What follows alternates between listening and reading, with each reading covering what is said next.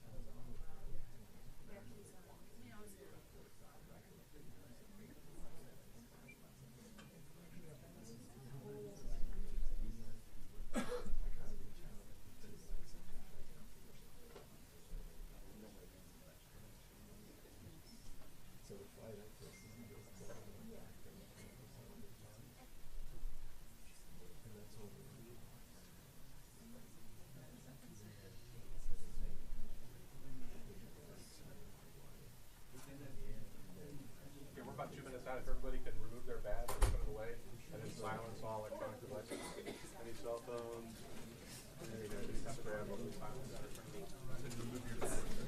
You can just put it in your pocket.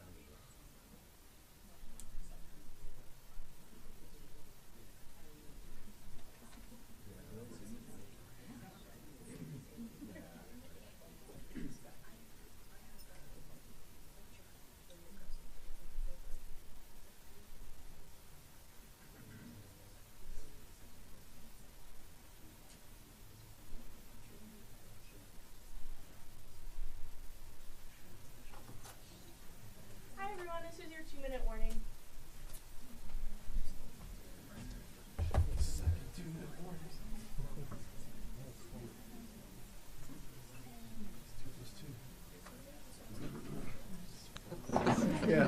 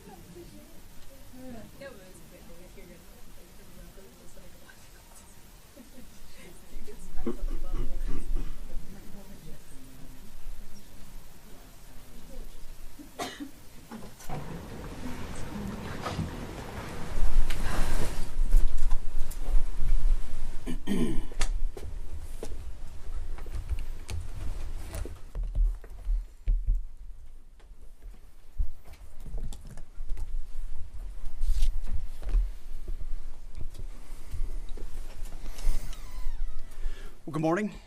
And as you may have noticed, the chairman and I are joined today by the CENTCOM commander, Admiral Bradley Cooper. He just returned from the front lines to see the troops and meet with allies, and this morning briefed us, just before this briefing, on the latest on all aspects of Operation Epic Fury. So after the chairman concludes, we'll ask Admiral Cooper to share a quick update on the ground truth from his trip to the region as he continues to implement an ironclad blockade and ensures that our forces are maximally postured to restart combat operations should this new Iranian regime choose poorly and not agree to a deal. And that is what we urge this morning, that this new Iranian regime choose wisely, which is where we'll start with a message to Iran's military leadership, to the KH leadership and IRGC leadership. We're watching you. Our capabilities are not the same, our military and yours. Remember, this is not a fair fight. And we know what military assets you are moving and where you are moving them to.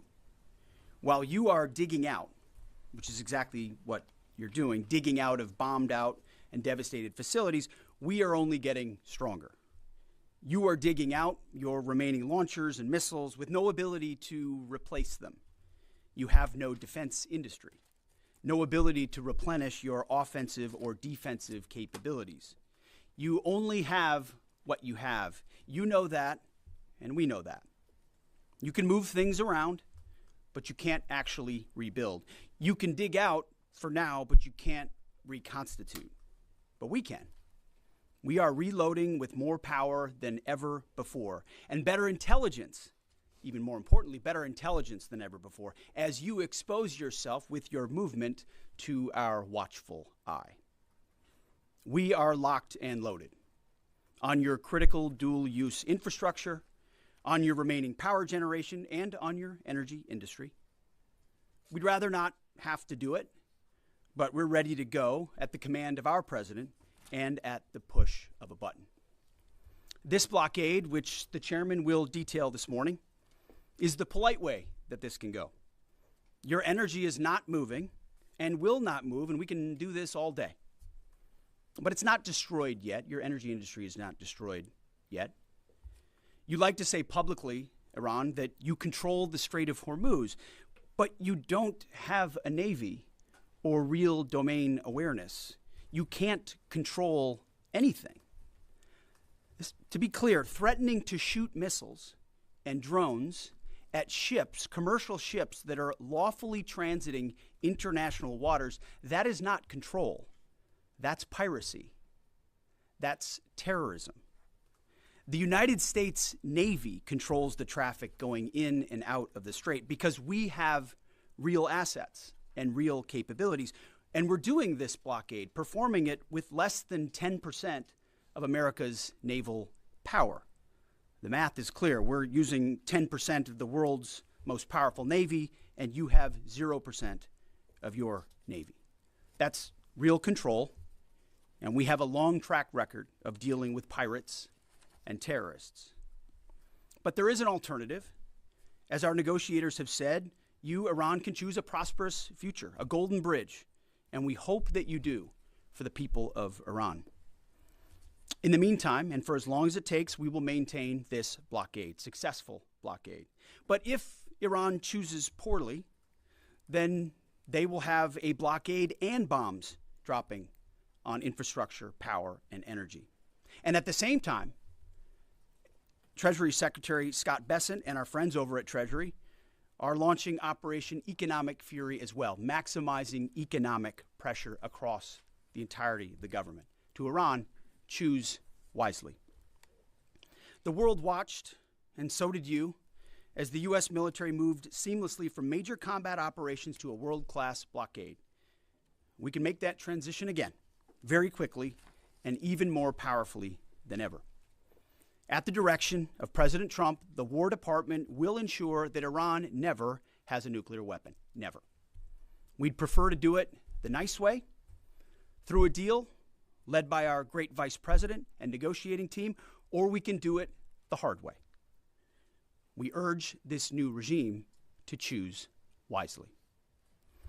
Speaking of choosing wisely, A note to the press corps, to the American media, as I just can't help but notice the endless stream of garbage, the relentlessly negative coverage you cannot resist peddling, despite the historic and important success of this effort and the success of our troops.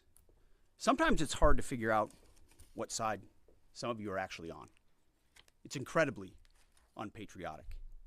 This same press corps, not this exact same press corps, but at least an older press corps, bent over backwards during the Biden administration to explain away the disastrous and disgraceful Afghanistan withdrawal. You called it the greatest airlift in American history. It's almost like you're cheering only for one side. This past Sunday, I was sitting in church with my family, and our minister preached from the book of Mark, the 3rd chapter. And in the passage, Jesus entered a synagogue and healed a man with a withered hand. The Pharisees came to watch. And as the scripture reads, they came to see whether Jesus would heal him, or he would heal him on the Sabbath, so that they might accuse him. You see, the Pharisees, the so-called and self-appointed elites of their time, they were there to witness, to write everything down, to report. But their hearts were hardened. Even though they witnessed a literal miracle, it didn't matter. They were only there to explain away the goodness in pursuit of their agenda. As the passage ends, the Pharisees went out and immediately held counsel against him, how to destroy him. I sat there in church and I thought, our press are just like these Pharisees. Not all of you, but the legacy Trump-hating press.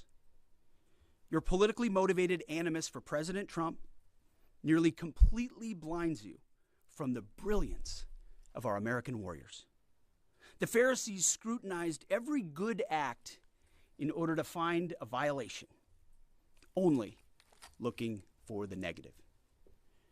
The hardened hearts of our press are calibrated only to impugn.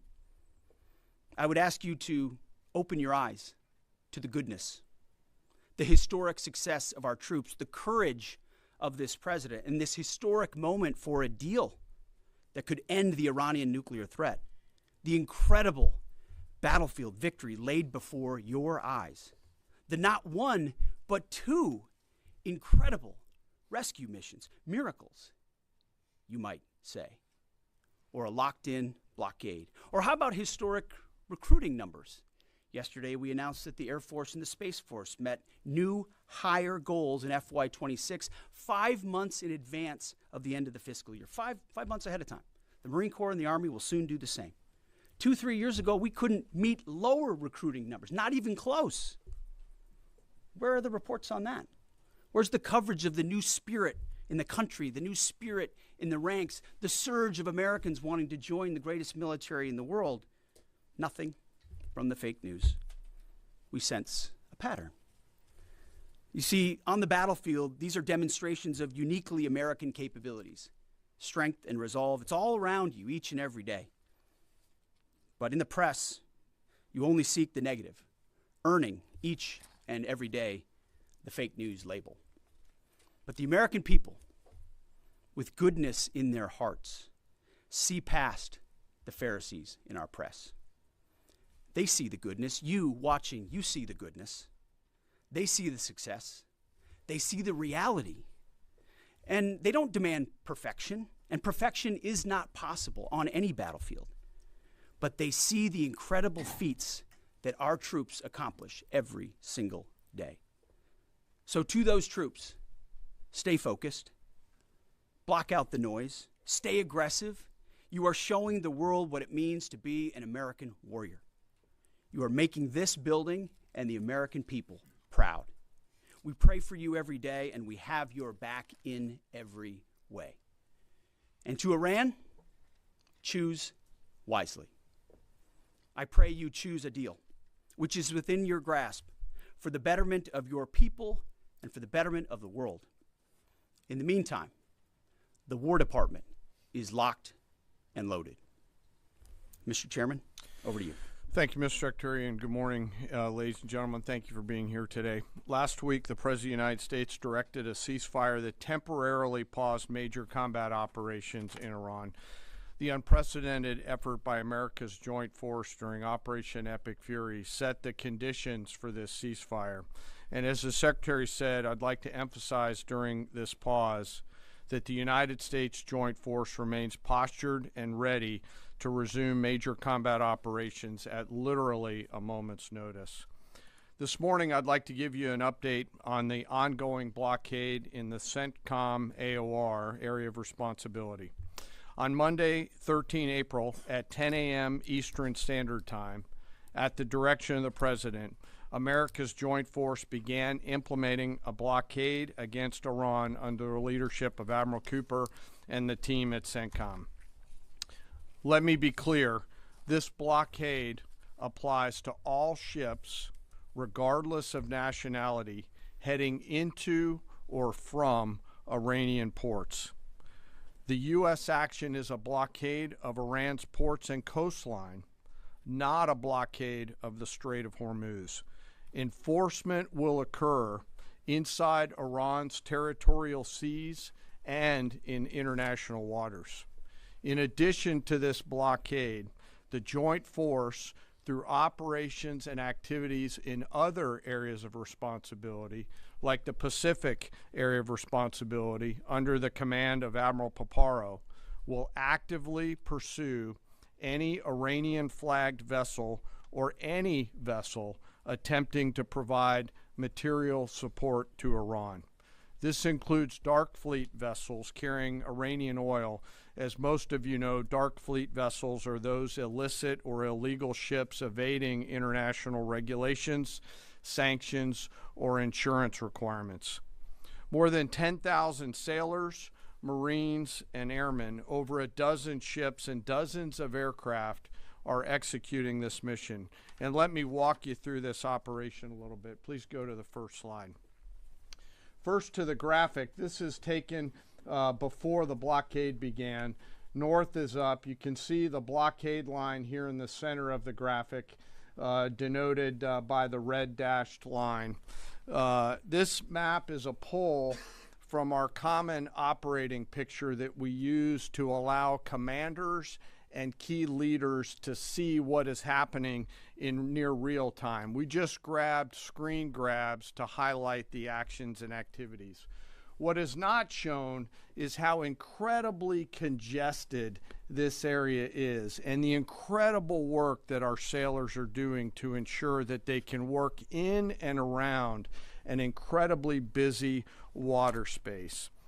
What is also not depicted here is the massive force of fighters, intelligence aircraft, helicopters, and other embarked forces, to include aerial refueling tankers, that are up overhead this blockade area. You'll note that U.S. forces are in blue, Iranian ships are in red, and as we started this blockade, there were 7 ships of interest that were of concern for U.S. Central Command. Through a variety of intelligence tools and with the assistance of the Office of Naval Intelligence and other intelligence agencies, the force began to hunt for potential interdictors at 10 a.m. Eastern Standard Time. Next slide, please. It's now 12:40 Eastern Daylight Time, 2 hours and 40 minutes into the blockade, as attempted blockade runners attempt to hop the line. U.S. forces began to commit. Out in front of them was a range of intelligence, surveillance, reconnaissance, and tactical assets. And immediately these runners began to see, sense, and feel America's combat power compressing upon them. The lead ship, normally a destroyer as depicted here, along with air power off of the USS Abraham Lincoln Strike Group, began to move towards those ships. At each point, The United States Navy will transmit a warning. A young sailor, normally on the bridge of one of those destroyers, a junior officer, picks up that mic and transmits, and I quote, "Do not attempt to breach the blockade. Vessels will be boarded for interdiction and seizure transiting to or from Iranian ports. Turn around or prepare to be boarded. If you do not comply with this blockade, we will use force." And as this message is being transmitted, as I mentioned earlier, those shipmasters can literally see, sense, and feel the pressure around them. It's a finely tuned machine, rehearsed multiple times, and executed now 13 times since the blockade has begun. Next slide, please. We're now 24 hours plus into the blockade. You can see the turning around of multiple ships, 12 of which stayed inside the blockade line, one of which not depicted off to the eastern side, turned around before even attempting it. Any ship that would cross the blockade would result in our sailors executing pre-planned tactics designed to bring the force to that ship, if need be, board the ship and take her over. And that includes a series of escalated force options, which could include warning shots and others. Next slide. The final graphic shows taken at 11:20 p.m. the night of 14 April. You can see that the captains of all these ships have made the wise decision not to move, transit, or run this blockade. As I mentioned, so far 13 ships have made the wise choice of turning around. And as we continue to hold this blockade at the order of the Secretary and the President, any vessel that compares to comply with our instructions will be dealt with accordingly. As of this morning, U.S. Central Command has not been required to board any particular ships. And I'll remind you that we are also conducting similar maritime interdiction actions and activities in the Pacific AOR against those ships that left that area before we began the blockade. Before I turn it over to Admiral Cooper, I want to talk briefly today about the men and women enforcing the blockade, America's sailors and Marines, and today particularly our destroyer and surface forces.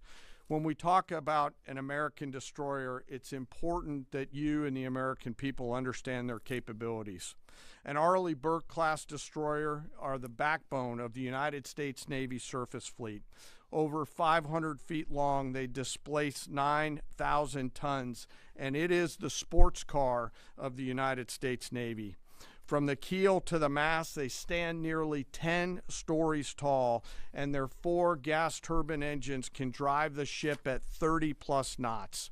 These ships are armed to the teeth with surface-to-air missiles, land attack cruise missiles, anti-ship missiles, anti-submarine rockets, torpedoes, 5-inch naval guns, multiple electronic warfare systems, embarked helicopters, extending the reach and capability of each and every one of these destroyers.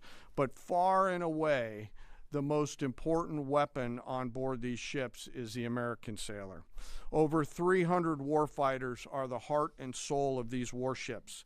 At sea, sometimes for months, and these ships out in the CENTCOM AOR have been out there for months. They operate around the clock in a constant state of readiness, always delivering for our joint force. It's hot in the engine room. The engineering team keeps the lights on and the ship powered and able to respond to the orders from the bridge. On that bridge, our sailors maintain a constant watch, maneuvering the ship tactically and safely through always congested water space. And there is a lot out there. It is like driving a sports car through a supermarket parking lot on a payday weekend with thousands of kids in that parking lot as you attempt to maneuver through there to get to that ship that would attempt to run that blockade. Down in the Combat Information Center, the CIC, the Tactical Warfare Center of the ship, that is where the decisions are made. As threats appear, these young sailors are making real-time decisions on how to identify these threats and handle them, and they always deliver. These ships are run by the youngest sailors in our surface warfare Navy. The helmsman, the sailor on the watch at the bridge, is normally just between 18 to 19 years old, and they are trusted to drive this warship through that supermarket parking lot without hitting anything.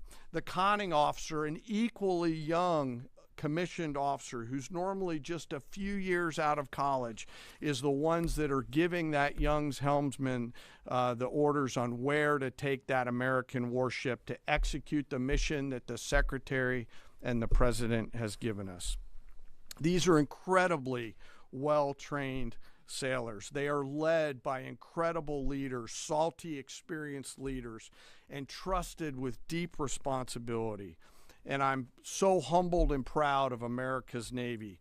These sailors choose to take the road less traveled to go into the historic surface Navy, and they deliver every single day. Finally, as I often do, I want to highlight one of those surface sailors today and remember our fallen. Today we remember Ensign Robert Thompson of the U.S. Laffey, who died on this day in 1945 in the Battle of Okinawa. He was killed while fighting a fire along with 31 others as 2 Japanese kamikaze aircraft hit their ship.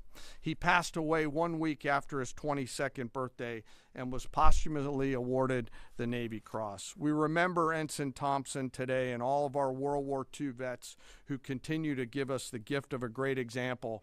And those surface warfare sailors who are out there doing the job right now take the courage, grit, and determination that those World War II vets gave us into these actions and activities that they're tasked to do every single day. So now I'd like to turn it over to Admiral Cooper to give us a readout of his recent trip to the region. Well, good morning, and Mr. Secretary, thank you for the kind invitation, and Chairman, great to join you. It's a real honor to be here representing the more than 50,000 American service members deployed throughout the Middle East today, supporting operations. And it's great to have the opportunity to highlight the tremendous efforts our warfighters operating forward and the important partnerships with regional allies that continue to thrive. In fact, yesterday I returned from my second trip to the Middle East in the past 15 days. 2 very different visits, one during our offensive operations against Iran, and the second in this most recent trip during the ongoing ceasefire. Very different. During both of my recent trips, I visited with our troops who were deployed across the region in more than 70 different locations, in a distance that largely spans between Florida and Arizona. I've long believed that every success that we have starts and ends with our people, and boy does this shine through brightly. During these visits, I had the privilege of personally recognizing more than 100 servicemen and women for their extraordinary valor, their courage, and their initiative under fire and delivering fire.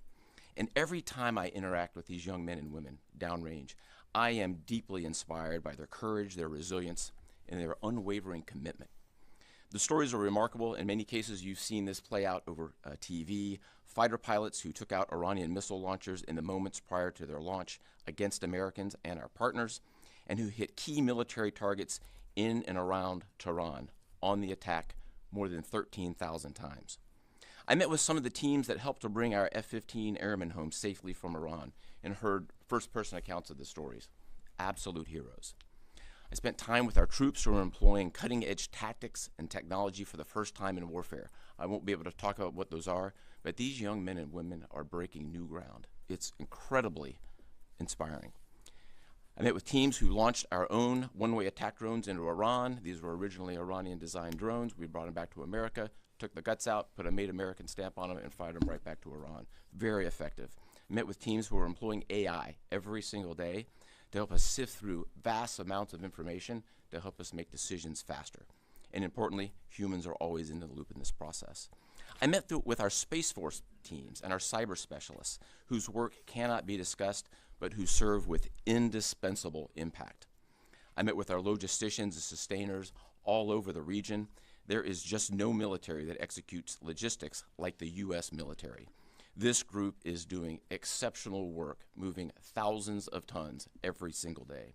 I met with our air defenders who shot down Iranian ballistic missiles. My message for this group in particular is that their actions most certainly saved thousands of lives across the Middle East during Epic Fury. And all told, my personal assessment is, after these couple of trips, is our troops are highly motivated, they're focused, they're vigilant, and they're ready. And they're using this time to do a couple of things. We're rearming, we're retooling, and we're adjusting our tactics, techniques, and procedures. There's no military in the world that adjusts like we do, and that's exactly what we're doing right now during the ceasefire. A little note about partners. My discussion with regional allies and partners, both at the senior civilian level and the senior military level, reinforced our shared commitment to regional security. But beyond that, having now fought together side by side, I assess that our military partnerships are stronger than ever as we continue to maintain a very active defense posture across the region during this ceasefire. And that posture stretches across the entire Arabian Peninsula, and it runs from northern Iraq all the way down into the northern Arabian Gulf.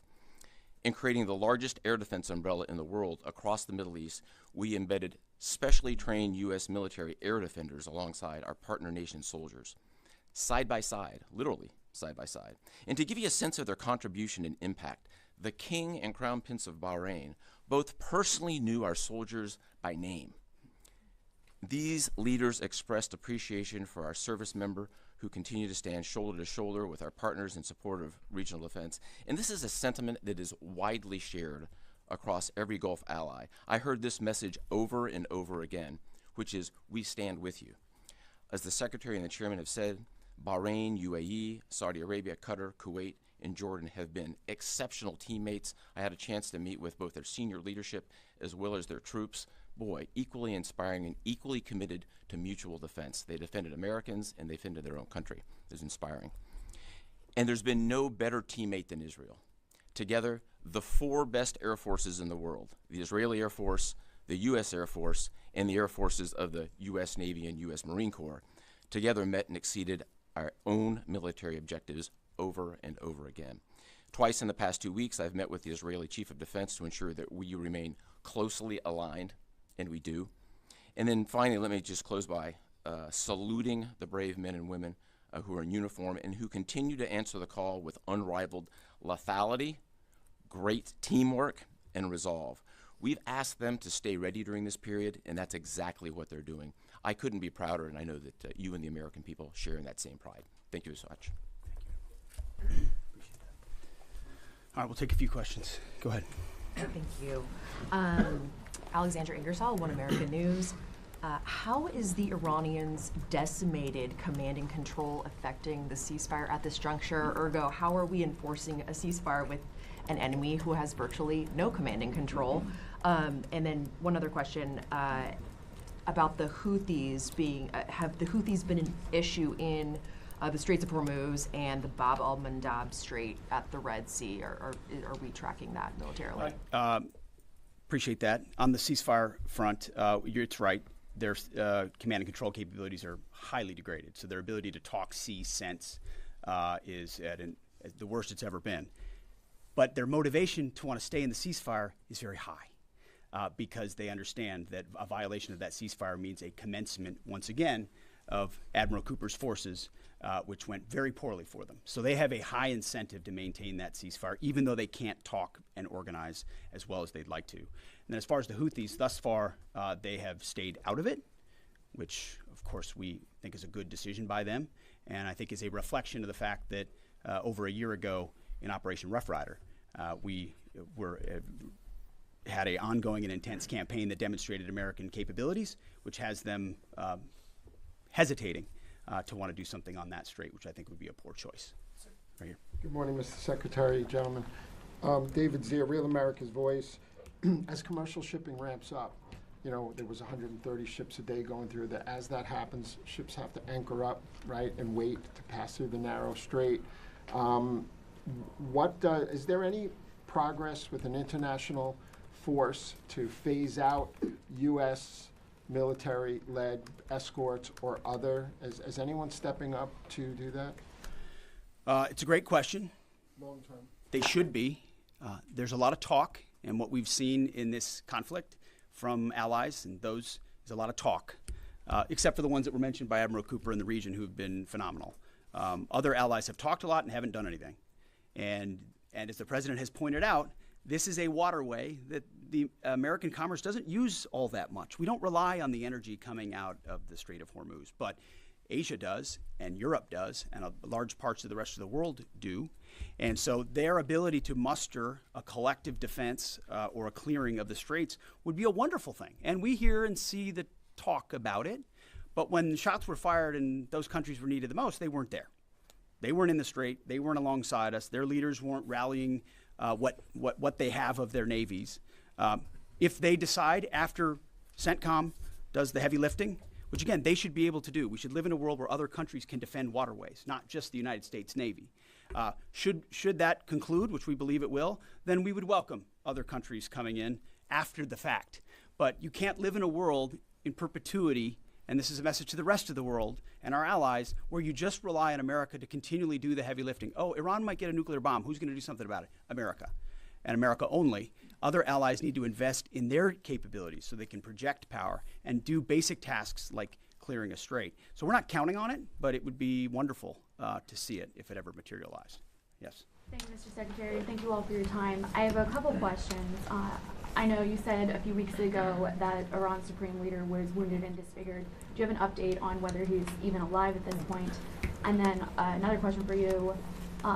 Iranian embassy accounts are sharing an AI video of Jesus Christ kind of bloodily killing President Donald Trump. Does the Pentagon have a response to this, including the fact that this AI Jesus is casting Trump into hell? And then finally, for Admiral Cooper, could you speak to us about the morale of the American service members that you're seeing in the Middle East? I think Americans are really interested in what their experiences and testimonies are like. As far as the status of the individual you mentioned, I believe it's the same. Not a lot coming from him right now, understandably so. A lot of fear. Believed to be alive, wounded, and disfigured. Status remains the same. As far as a video like that, of course, that's disgusting and detached from reality. Iran says a lot of things in the propaganda space based on complete lies, and their actions have been lies. Oh, we don't target. We see missiles going into civilian facilities and hotels in the Gulf states. They say we only target military targets as you watch drones and missiles go into. So they are going to misrepresent, lie, spin in a multitude of ways, which we are quite used to. Ultimately, they need to come to the table and make a deal. And I'll hand it over to Admiral Cooper for this. Yeah, I would just reiterate my previous comment. Morale is very high. And anyone in the military can take about 2 seconds to figure out what morale looks like by meeting around it with the people. And it is crystal clear. These are motivated young men and women. I had the wonderful privilege of writing a letter early on in the operation to the team forward. And I told them this was going to be a mission of extreme consequence. And serving at a time where you are making a difference, consequential, as the Secretary and the Chairman have described over and over again, is incredibly and deeply meaningful. And I think that's the key part of the drive, as well as being great teammates across the board. It's a privilege to watch. Jerry. Thank you. Jerry Dunleavy with Just the News. I have a couple of questions. First is some critics of the Trump administration policy, including former NCTC Director Joe Kent, have attempted to claim that the Trump administration's policy of zero enrichment for the Iranians is not actually President Trump's policy, but was foisted upon him by the Israelis. Looking back, doing a bit of a refresher for myself, I saw that zero enrichment was the Trump State Department's policy in the first admin. Let me just stop for a second. As someone who, unlike the individual you referenced, is in the presence of the president nearly every day and has been inside every single key meeting that has happened surrounding the idea of Operation Epic Fury, not a single thing has been foisted upon the President of the United States. President Trump makes his own decisions about the interests of this country and defending our interests, and then working with allies and partners, in this case, Israel, who's got a lot of will and a lot of capabilities, which we're grateful for. Nothing gets foisted on President Trump. So those people who are not in those meetings who like to say things about that are just flat wrong. I had a quick one for Admiral Cooper, if that's Sure. okay. Thank you, sir, and thank you for being here. So during Operation Epic Fury, 13 U.S. service members have lost their lives, some of them in an apparent aircraft refueling accident, and some of them from Iranian strikes, including a drone strike. I was wondering if you could share a little bit with us about how that those Iranian strikes were able to be successful, and what lessons you've learned, and how you're applying those lessons in the future to make sure that we're able to defend a little bit better against that sort of Sure, thing. really broad question. But first, we will always honor the fallen, and the 13 who lost their lives really helped steel the resolve and congeal the motivation of the forces that are. I met many people who knew the fallen personally. I met many who were reported as wounded and are back. 90% of those who have been wounded have been back to duty. It gives you a sense of purpose and motivation. We have collected dozens, if not hundreds, of lessons learned. And as we sit here right now, the Joint Force across the board is taking them and very tactically applying them right now, right here, right now. If I think about a football analogy, if it's halftime or between the third and fourth quarter, great teams are always adjusting, and we are certainly a great team, and that's what we're doing right now, taking the lessons and applying them in a meaningful way. What those are, I'm not going to talk about. I'll say they extend also outside of CENTCOM and across the rest of the Joint Force. We are a learning organization, so adversaries around the world should recognize that and be aware of that. No doubt. And likewise, I mean, the chairman and I have had the opportunity to greet those 13 and their families at Dover, and it does steel our resolve. And I can just attest to the planning that went into every aspect of this, and force protection, ensuring that CENTCOM has whatever it needs and that they're taking the proper posture has always been a number one in this effort. Last question. Thank you, Secretary Hegseth. There's reporting that says U.S. intelligence indicates China is preparing weapons shipments to Iran during this ceasefire. What's your reaction? Are these reports accurate, and what would be the consequences for the Chinese if they move forward with these shipments?